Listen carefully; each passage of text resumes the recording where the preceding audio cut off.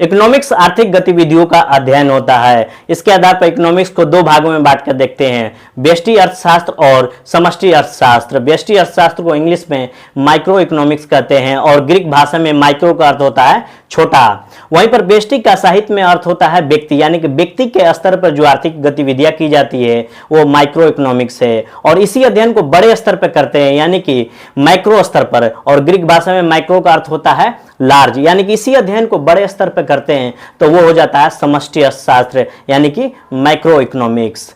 Micro economics अर्थव्यवस्था के विकास के साथ ही शुरू हो जाती है, जिसके अंतर्गत हम लोग मांग और आपूर्ति, बचत, कल्याणकारी व्यवस्थाओं का अध्ययन करते हैं। इसके अलावा बाजार की स्थितियों का मूल्यांकन करते हैं और इत्यादि आते हैं।